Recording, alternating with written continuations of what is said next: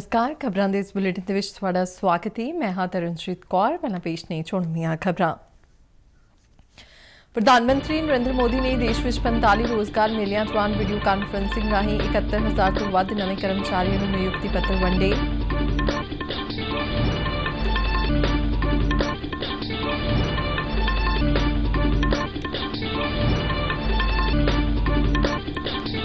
Rail coach factory Kapurthala विच केंद्रीय मंत्री हरदीप पुरी और लोकोमोटिव वर्क्स पटियाला विच केंद्रीय राज मंत्री सोम प्रकाश ने अजिहे मेलिਆਂ दौरान लाभार्थियों ਨੂੰ नियुक्ति पत्र सौंपे।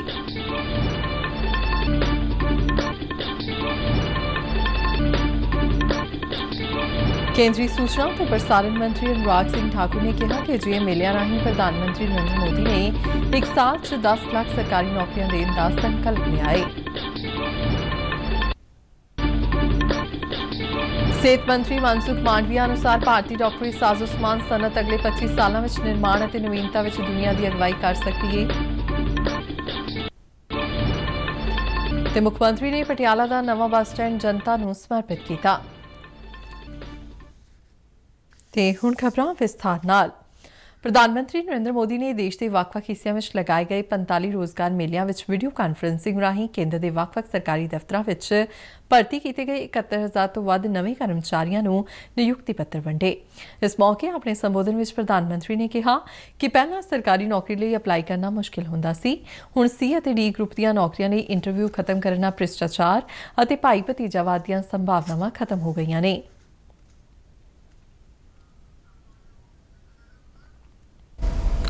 बीते 9 वर्षों में भारत सरकार ने सरकारी भर्ती प्रक्रिया को ज्यादा तेज करने, ज्यादा पारदर्शी और निष्पक्ष बनाने को भी प्राथमिकता दी है। पहले स्टाफ सिलेक्शन बोर्ड भर्ती प्रक्रिया को पूरा करने में करीब 15 से 18 महीने का वक्त लेता था, यानी करीब 1.5 साल। आज ये प्रक्रिया 6 से 8 महीने में पूरी हो जाती है।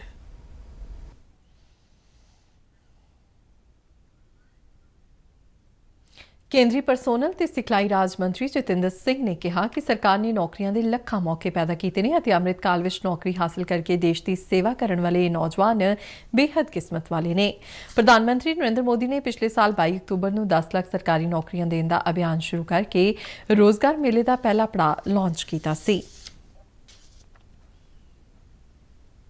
पंजाब विच अज रेल कोच फैक्ट्री कपूरथला और लोकोमोटिव वर्क्स पटियाला PLW विखे रोजगार मेलिਆਂ का आयोजन किया गया। केंद्रीय पेट्रोलियम ते कुदरती गैस और मकान उसारी ते शहरी मामले मंत्री Hardeep Singh Puri rail coach factory विखे हुए रोजगार मेले के मुख मेहमान रहे, जबकि पटियाला विखे हुए रोजगार मेले के मुख मेहमान केंद्रीय वणज ते सनत राज मंत्री सोम प्रकाश रहे। रेल कोच फैक्ट्री कपूरथला विखे 190 नौजवानों को नियुक्ति पत्र दिते गए। एक रिपोर्ट।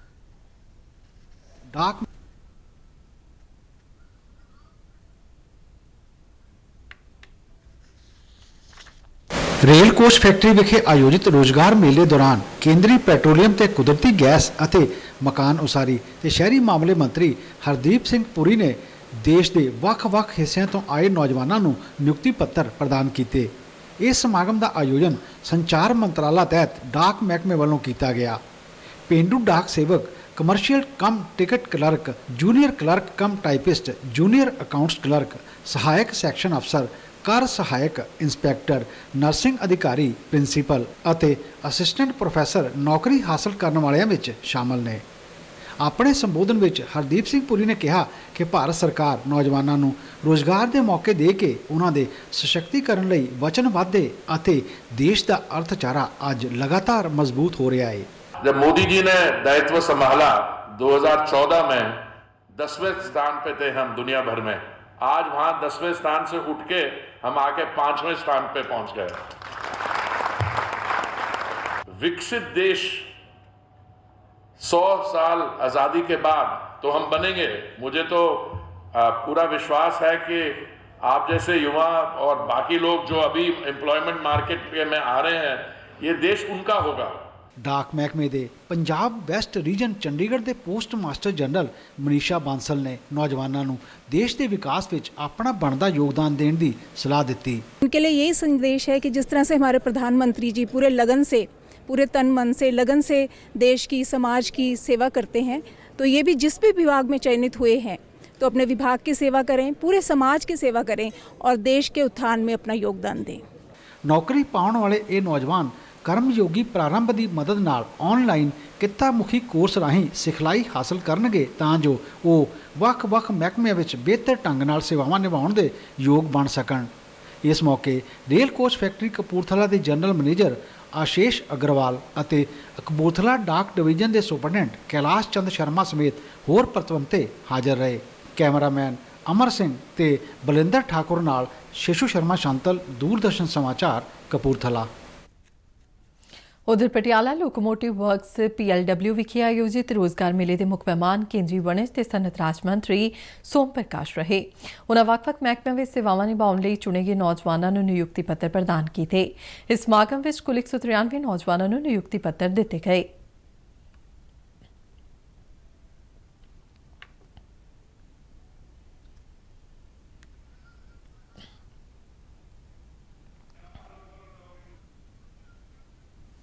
ਆਪਣੇ ਸੰਬੋਧਨ ਵਿੱਚ ਸੋਮ ਪ੍ਰਕਾਸ਼ ਨੇ ਕਿਹਾ ਕਿ ਸਰਕਾਰੀ ਸੇਵਾ ਵਿੱਚ ਨਿਯੁਕਤੀ ਪਾਉਣ ਵਾਲੇ ਨੌਜਵਾਨ ਦੇਸ਼ ਸੇਵਾ ਕਰਨਗੇ ਅਤੇ ਰਾਸ਼ਟਰ ਨਿਰਮਾਣ ਵਿੱਚ ਆਪਣੀ ਅਹਿਮ ਭੂਮਿਕਾ ਨਿਭਾਉਣਗੇ। ਉਹਨਾਂ ਨੌਕਰੀ ਹਾਸਲ ਕਰਨ ਵਾਲੇ ਨੌਜਵਾਨਾਂ ਨੂੰ ਵੀ ਪੂਰੀ ਲਗਨ ਤੇ ਮਿਹਨਤ ਨਾਲ ਕੰਮ ਕਰਨ ਦਾ ਸੱਦਾ ਦਿੰਦਿਆਂ ਆਪਣੀ ਇਸ ਨੌਕਰੀ ਨੂੰ ਇੱਕ ਮਿਸ਼ਨ ਵਜੋਂ ਲੈਣ ਦੀ ਸਲਾਹ ਦਿੱਤੀ। ਭਾਰਤ ਸਰਕਾਰ ਦੀ ਇਹ ਕੋਸ਼ਿਸ਼ ਹੈ ਕਿ ਵੱਧ ਤੋਂ ਵੱਧ ਦੇਸ਼ ਵਿੱਚ ਨਿਵੇਸ਼ ਹੋਵੇ, ਇੰਪਲੋਇਮੈਂਟ ਅਪਰਚੁਨਿਟੀਜ਼ ਕ੍ਰੀਏਟ ਹੋਣ।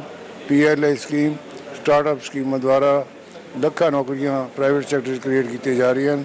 ਦੇਸ਼ ਵਿੱਚ ਬੇਰੁਜ਼ਗਾਰੀ ਖਤਮ ਹੋਵੇ ਔਰ ਦੇਸ਼ ਇੱਕ ਇੰਡਸਟਰੀਅਲ ਹੱਬ ਬਣੇ। ਅੱਜ ਦੇਸ਼ ਦੁਨੀਆ 'ਚ ਸਭ ਤੋਂ ਤੇਜ਼ੀ ਨਾਲ ਤਰੱਕੀ ਕਰਨ ਵਾਲਾ ਦੇਸ਼ ਹੈ। ਦੇਸ਼ ਵਿੱਚ ਸਭ ਤੋਂ ਜ਼ਿਆਦਾ ਸਟਾਰਟਅਪ ਲੱਗੇ ਨੇ। 5ਵੀਂ ਸਭ ਤੋਂ ਵੱਡੀ ਇਕੋਨਮੀ ਭਾਰਤ ਬਣਿਆ ਹੈ ਔਰ ਦੁਨੀਆ ਵਿੱਚ ਆਉਣ ਵਾਲੇ 25 ਸਾਲਾਂ ਵਿੱਚ ਜਦੋਂ 2047 ਵਿੱਚ ਦੇਸ਼ ਦੁਨੀਆ ਦਾ ਸਭ ਤੋਂ ਤਾਕਤਵਰ ਤੇ ਖੁਸ਼ਹਾਲ ਦੇਸ਼ ਬਣੇਗਾ। ਇਸ ਤੋਂ ਪਹਿਲਾਂ ਪੰਜਾਬ ਦੇ chief post master general VK Gupta ਨੇ ਨਿਯੁਕਤੀ ਪੱਤਰ ਹਾਸਲ ਕਰਨ ਵਾਲੇ ਨੌਜਵਾਨਾਂ ਨੂੰ ਵਧਾਈ ਦਿੱਤੀ ਅਤੇ ਕਿਹਾ ਕਿ ਸਰਕਾਰੀ ਨੌਕਰੀ ਬਹੁਤ ਹੀ ਮਹੱਤਵਪੂਰਨ ਵਿਸ਼ਾ ਹੈ। ਉਨ੍ਹਾਂ ਆਸ ਪ੍ਰਗਟਾਈ ਕਿ ਇਹ ਨੌਜਵਾਨ ਆਪਣਾ ਕਰਤੱਵ ਪੂਰੀ ਕੁਸ਼ਲਤਾ ਅਤੇ ਅਸਰਦਾਰ ਤਰੀਕੇ ਨਾਲ ਨਿਭਾਉਂਦਿਆਂ ਦੇਸ਼ ਦੇ ਵਿਕਾਸ ਦਾ ਹਿੱਸਾ ਬਣਨਗੇ। ਪਟਿਆਲਾ ਡਿਵੀਜ਼ਨ ਦੇ ਡਾਕ ਦਫ਼ਤਰ ਦੇ ਸੁਪਰਡੈਂਟ ਪ੍ਰਭਾਤ ਗੋਇਲ ਸਮੇਤ ਹੋਰ ਪਤਵੰਤੇ ਇਸ ਮੌਕੇ ਹਾਜ਼ਰ ਰਹੇ।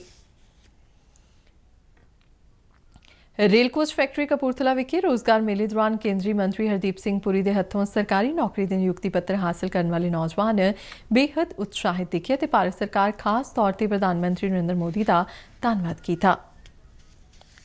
मुझे प्रिंसिपल के पोस्ट के लिए नियुक्ति पत्र मिला है और इसके लिए मैं भारत सरकार और नवोदय विद्यालय समिति का बहुत बहुत आभार व्यक्त करता हूँ और आशा करता हूँ कि मैं बहुत कड़ी मेहनत करके नवोदय विद्यालय को ऊंचाइयों तक पहुंचाऊंगा।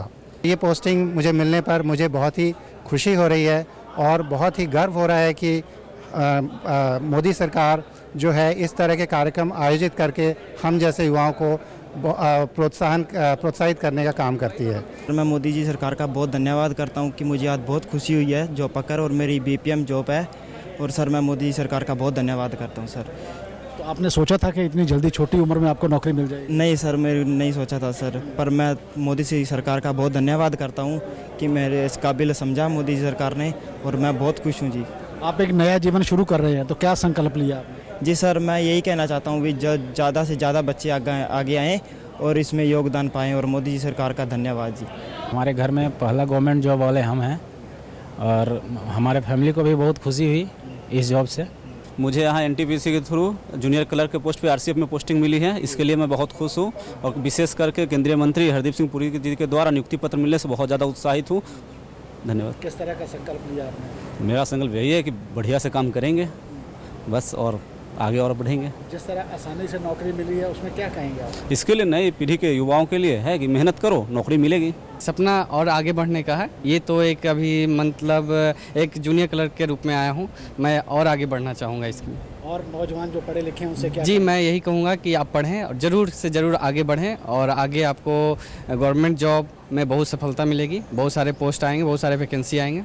हमारे नरेंद्र मोदी के शासन में। जिस तरह पारदर्शिता से काम हो रहा है, क्या जी जी जी, पारदर्शिता पूरी तरह से इसमें रखी गई है। ਕੇਂਦਰੀ ਪੈਟਰੋਲੀਅਮ ਤੇ ਕੁਦਰਤੀ ਗੈਸ ਅਤੇ ਮਕਾਨ ਉਸਾਰੀ ਤੇ ਸ਼ਹਿਰੀ ਮਾਮਲੇ ਮੰਤਰੀ ਹਰਦੀਪ ਸਿੰਘ ਪੁਰੀ ਨੇ ਪੰਜਾਬ ਸਰਕਾਰ ਵੱਲੋਂ ਬਿਜਲੀ ਦੀਆਂ ਦਰਾਂ ਵਿੱਚ ਕੀਤੇ ਵਾਧੇ ਦੀ ਆਲੋਚਨਾ ਕੀਤੀ ਹੈ। ਰੇਲ ਕੋਚ ਫੈਕਟਰੀ ਕਪੂਰਥਲਾ ਵਿਖੇ ਅੱਜ ਇੱਕ ਸਮਾਗਮ ਤੋਂ ਬਾਅਦ ਪੱਤਰਕਾਰਾਂ ਨਾਲ ਗੱਲਬਾਤ ਕਰਦਿਆਂ ਉਨ੍ਹਾਂ ਕਿਹਾ ਕਿ ਸਰਕਾਰ ਦਾ ਇਹ ਫੈਸਲਾ ਗਲਤ ਹੈ। चुनाव का नतीजा आया नहीं, अगले दिन 30% बढ़ाएंगे क्योंकि बिजली दे अगर चाहे कहने नहीं सरकार इदा बेयर करेगी, सरकार कितों करेगी? सरकार तो कंगाल है। लॉ एंड ऑर्डर खराब हो रही है, फिजिकल मैनेजमेंट खराबी हो रही है। असी ਜਿਹੜੇ ਸਾਡੇ गरीब परिवार है ਉਹਦੇ 18 साल तो ज़्यादा उम्र की साड़ी कोई बेटी या भैन है उत्थे 1000 रुपये देंगे। नॉन सीरियस पॉलिटिक्स है। ਇੱਕ ਸਵਾਲ ਦੇ ਜਵਾਬ ਵਿੱਚ ਹਰਦੀਪ ਸਿੰਘ ਪੁਰੀ ਨੇ ਕਿਹਾ ਕਿ ਬੁਨਿਆਦੀ ਢਾਂਚੇ ਦੇ ਵਿਕਾਸ ਲਈ ਕੇਂਦਰ ਸਰਕਾਰ ਨੇ ਵੱਡੀ ਰਕਮ ਰੱਖੀ ਹੋਈ ਹੈ, ਪਰ ਪੰਜਾਬ ਸਰਕਾਰ ਵਿਕਾਸ ਸੰਬੰਧੀ ਕੋਈ ਵੀ ਤਜਵੀਜ਼ ਕੇਂਦਰ ਨੂੰ ਨਹੀਂ ਭੇਜਦੀ। ਇੱਥੇ ਕੋਈ ਵੀ ਮੈਂ ਦੇਖਣਾ ਪੰਜਾਬ ਦੀ ਤਰਫੋਂ ਕੋਈ ਪ੍ਰਪੋਜ਼ਲ ਹੀ ਨਹੀਂ ਆਉਂਦਾ। ਤਾਂ ਬੜਾ ਆਸਾਨ ਹੈ ਪ੍ਰਪੋਜ਼ਲ ਬਣਾਉਣਾ। ਤੁਸੀਂ ਕਹੋ ਕਿ ਅਸੀਂ ਇਨਫਰਾਸਟ੍ਰਕਚਰ ਪ੍ਰੋਜੈਕਟ ਵੱਡਾ ਲਗਾਉਣਾ ਚਾਹੁੰਦੇ ਹਾਂ, ਇਹ ਹਮੇਸ਼ਾ ਰੋਣਾ ਲੈਂਦੇ ਨੇ ਕਿ ਉਹ ਜਿਸ ਕੇਂਦਰ ਨੇ ਕੀਤਾ, ਕੇਂਦਰ ਨੇ ਉਹ ਨਹੀਂ ਕੀਤਾ। ਕੇਂਦਰੀ ਸੂਚਨਾ ਅਤੇ ਪ੍ਰਸਾਰਣ ਮੰਤਰੀ ਅਨੁਰਾਗ ਸਿੰਘ ਠਾਕੁਰ ਨੇ ਸ਼ਿਮਲਾ ਵਿੱਚ ਲਗਾਏ ਗਏ ਰੋਜ਼ਗਾਰ ਮੇਲੇ ਦੌਰਾਨ 561 ਨੌਜਵਾਨਾਂ ਨੂੰ ਵੱਖ-ਵੱਖ ਮੰਤਰਾਲਿਆਂ ਵਿੱਚ ਨਿਯੁਕਤੀ ਸੰਬੰਧੀ ਪੱਤਰ ਸੌਂਪੇ। ਇਸ ਮੌਕੇ ਪੱਤਰਕਾਰਾਂ ਨਾਲ ਗੱਲਬਾਤ ਕਰਦਿਆਂ ਅਨੁਰਾਗ ਸਿੰਘ ਠਾਕੁਰ ਨੇ ਕਿਹਾ ਕਿ ਪ੍ਰਧਾਨ ਮੰਤਰੀ ਨਰਿੰਦਰ ਮੋਦੀ ਨੇ ਅਜਿਹੇ ਰੋਜ਼ਗਾਰ ਮੇਲਿਆਂ ਰਾਹੀਂ ਇੱਕ ਸਾਲ ਵਿੱਚ 10 ਲੱਖ ਸਰਕਾਰੀ ਨੌਕਰੀਆਂ ਦੇਣ ਦਾ ਸੰਕਲਪ ਲਿਆ ਹੈ। ਉਸੇ ਕੜੀ ਤਹਿਤ 5ਵੇਂ ਐਡੀਸ਼ਨ ਦੌਰਾਨ ਪ੍ਰਧਾਨ ਮੰਤਰੀ ਵੱਲੋਂ ਵਰਚੁਅਲ ਢੰਗ ਨਾਲ ਸਰਕਾਰੀ ਵਿਭਾਗਾਂ ਵਿੱਚ ਨਵ ਨਿਯੁਕਤ 71,000 ਲਾਭਪਾਤਰੀਆਂ ਨੂੰ ਪੱਤਰ ਵੰਡੇ ਗਏ ਨੇ। 10 लाख सरकारी नौकरियां एक साल में देने का जो संकल्प लिया है, उस निर्णय के अंतर्गत आज 5वां संस्करण भारत सरकार में नौकरियां देने के नियुक्ति पत्र का था। मुझे कहते हुए प्रसन्नता है कि पहले 4 संस्करणों में 2,88,000 युवाओं को अब तक रोजगार दिया जा चुका है और आज भी 71,000 के लगभग युवाओं को रोजगार दिए गए हैं जो सरकारी नौकरियां हैं। आज 5वें संस्करण के बाद लगभग 3,60,000 युवाओं को सरकारी नौकरी देने का काम पूरा हो चुका है। हिमाचल प्रदेश में भी आज हमने 561 युवाओं को विभिन्न मंत्रालयों में सरकारी नौकरियों के लिए नियुक्ति पत्र देने का काम पूरा किया। मैं धन्यवादी हूं प्रधानमंत्री नरेंद्र मोदी जी का कि युवाओं को सरकारी नौकरी के माध्यम से राष्ट्र निर्माण में लगाएंगे और युवाओं ने भी संकल्प लिया है कि राष्ट्र निर्माण में उनकी भूमिका न केवल एक सरकारी नौकर के रूप में होगी, एक रोजगार के रूप में, बल्कि वो अपनी ओर से भी देश के विभिन्न क्षेत्रों में व्यक्तिगत रूप से भी अपना योगदान देंगे। मिशन कर्मयोगी में आई गॉड के माध्यम से वो अपना समय समय पर प्रशिक्षण और अपग्रेड भी करते रहेंगे। ਪ੍ਰਧਾਨ ਮੰਤਰੀ ਨਰਿੰਦਰ ਮੋਦੀ ਨੇ ਨਵੀਂ ਦਿੱਲੀ ਵਿੱਚ ਅਰੁਣਾਚਲ ਪ੍ਰਦੇਸ਼ ਦੇ ਵੱਖ-ਵੱਖ ਕਬੀਲਿਆਂ ਨਾਲ ਸੰਬੰਧਿਤ ਭਾਈਚਾਰਿਆਂ ਦੇ ਆਗੂਆਂ ਦੇ ਇੱਕ ਵਫਦ ਨਾਲ ਗੱਲਬਾਤ ਕੀਤੀ। ਇਸ ਦੌਰਾਨ ਇਨ੍ਹਾਂ ਕਬੀਲਿਆਂ ਦੇ ਆਗੂਆਂ ਨੇ ਆਪਣੇ ਗੁਜਰਾਤ ਫੇਰੀ ਦੇ ਤਜਰਬੇ ਪ੍ਰਧਾਨ ਮੰਤਰੀ ਨਾਲ ਸਾਂਝੇ ਕੀਤੇ। ਇਸ ਦੌਰਾਨ ਪ੍ਰਧਾਨ ਮੰਤਰੀ ਨੇ ਅਰੁਣਾਚਲ ਪ੍ਰਦੇਸ਼ ਅਤੇ ਗੁਜਰਾਤ ਦਰਮਿਆਨ ਸੱਭਿਆਚਾਰਕ ਸਬੰਧਾਂ ਬਾਰੇ ਵੀ ਚਰਚਾ ਕੀਤੀ। ਪ੍ਰਧਾਨ ਮੰਤਰੀ ਨਰਿੰਦਰ ਮੋਦੀ ਨੇ ਰਣਨੀਤਿਕ ਤੌਰ ਤੇ ਮਹੱਤਵਪੂਰਨ 928 ਲਾਈਨ ਰਿਪਲੇਸਮੈਂਟ ਯੂਨਿਟਾਂ, ਸਬ ਸਿਸਟਮ, ਪੁਰਜਿਆਂ ਅਤੇ ਉਪਕਰਨਾਂ ਦੀ ਚੌਥੀ ਹਾਂ-ਪੱਖੀ ਸਵਦੇਸ਼ੀ ਸੂਚੀ ਨੂੰ ਰੱਖਿਆ ਖੇਤਰ ਲਈ ਇੱਕ ਉਸਾਰੂ ਵਿਕਾਸ ਕਰਾਰ ਦਿੱਤਾ ਹੈ। ਇਸ ਨੂੰ ਰੱਖਿਆ ਮੰਤਰਾਲਾ ਵੱਲੋਂ ਮਨਜ਼ੂਰੀ ਦਿੱਤੀ ਗਈ ਹੈ। ਰੱਖਿਆ ਮੰਤਰੀ ਰਾਜਨਾਥ ਸਿੰਘ ਦੇ ਇੱਕ ਟਵੀਟ ਨੂੰ ਸਾਂਝਾ ਕਰਦੇ ਹੋਏ ਪ੍ਰਧਾਨ ਮੰਤਰੀ ਨੇ ਕਿਹਾ ਕਿ ਇਹ ਪਹਿਲ ਕਦਮੀ ਇੱਕ ਆਤਮ ਨਿਰਭਰ ਭਾਰਤ ਪ੍ਰਤੀ ਸਾਡੇ ਸੰਕਲਪ ਨੂੰ ਮਜ਼ਬੂਤੀ ਪ੍ਰਦਾਨ ਕਰੇਗਾ ਅਤੇ ਸਥਾਨਕ ਉਦਮੀਆਂ ਦੀ ਪ੍ਰਤਿਭਾ ਨੂੰ ਹੱਲਾਸ਼ੇਰੀ ਮਿਲੇਗੀ। ਕੇਂਦਰੀ ਸਿਹਤ ਅਤੇ ਪਰਿਵਾਰ ਭਲਾਈ ਮੰਤਰੀ ਮਨਸੁਖ ਮਾਂਡਵੀਆ ਨੇ ਕਿਹਾ ਕਿ ਭਾਰਤੀ ਡਾਕਟਰੀ ਅਤੇ ਦਵਾਈ ਸਨਅਤ ਅਗਲੇ 25 ਸਾਲਾਂ ਵਿੱਚ ਨਿਰਮਾਣ ਅਤੇ ਨਵੀਨਤਾ ਵਿੱਚ ਦੁਨੀਆ ਦੀ ਅਗਵਾਈ ਕਰ ਸਕਦੀ ਹੈ। ਟੋਕੀਓ ਵਿੱਚ ਜਾਪਾਨੀ ਡਾਕਟਰੀ ਸਾਜ਼ੋ ਸਮਾਨ ਬਣਾਉਣ ਵਾਲੀਆਂ ਕੰਪਨੀਆਂ ਦੇ ਨੁਮਾਇੰਦਿਆਂ ਨਾਲ ਗੱਲਬਾਤ ਕਰਦਿਆਂ ਡਾਕਟਰ ਮਾਂਡਵੀਆ ਨੇ ਕਿਹਾ ਕਿ ਇਹ ਖੇਤਰ ਭਾਰਤ ਦੇ ਸਿਹਤ ਸੰਭਾਲ ਖੇਤਰ ਦਾ ਇੱਕ ਜ਼ਰੂਰੀ ਅਤੇ ਅਨਿੱਖੜਵਾਂ ਅੰਗ ਹੈ। ਉਨ੍ਹਾਂ ਕਿਹਾ ਕਿ ਇਸ ਖੇਤਰ ਵਿੱਚ ਕੌਮਾਂਤਰੀ ਪੂੰਜੀਕਾਰੀ ਨੂੰ ਆਕਰਸ਼ਿਤ ਕਰਨ ਲਈ ਭਾਰਤ ਵੱਲੋਂ 100% ਸਿੱਧੇ ਵਿਦੇਸ਼ੀ ਨਿਵੇਸ਼ ਦੀ ਮਨਜ਼ੂਰੀ ਦਿੱਤੀ ਗਈ ਹੈ। ਸਿਹਤ ਮੰਤਰੀ ਨੇ ਜਾਪਾਨੀ ਮੈਡੀਕਲ ਨਿਰਮਾਣ ਕੰਪਨੀਆਂ ਨੂੰ make in India, innovate in India ਅਤੇ ਡਿਸਕਵਰ ਇਨ ਇੰਡੀਆ ਦੇ ਮੌਕਿਆਂ ਦਾ ਲਾਹਾ ਲੈਣ ਦਾ ਸੱਦਾ ਦਿੱਤਾ।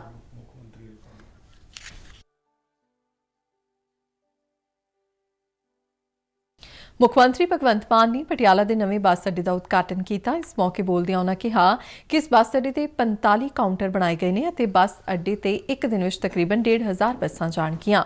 ਉਨ੍ਹਾਂ ਦੱਸਿਆ ਕਿ ਇੱਕ ਆਧੁਨਿਕ ਬੱਸ ਸਟੈਂਡ ਹੈ ਤੇ ਸੂਬੇ ਵਿੱਚ ਹੋਰਨਾਂ ਜ਼ਿਲ੍ਹਿਆਂ ਲਈ ਇਹ ਬੱਸ ਸਟੈਂਡ ਰੋਲ ਮਾਡਲ ਸਾਬਤ ਹੋਵੇਗਾ। ਮੁੱਖ ਮੰਤਰੀ ਨੇ ਕਿਹਾ ਕਿ ਪੰਜਾਬ ਵਿੱਚ ਲੋਕਾਂ ਨੂੰ ਟ੍ਰੈਫਿਕ ਜਾਮ ਦੀ ਮੁਸ਼ਕਲ ਤੋਂ ਹੱਲ ਕਰਵਾਉਣ ਲਈ ਕਈ ਉਪਰਾਲੇ ਕੀਤੇ ਜਾ ਰਹੇ ਨੇ। ਤੇ ਇਸ ਨਾਲ ਹੀ ਖਬਰਾਂ ਦਾ ਬੁਲੇਟਿਨ ਖਤਮ ਹੁੰਦਾ ਹੈ। ਇਜਾਜ਼ਤ ਦਿਓ, ਨਮਸਕਾਰ।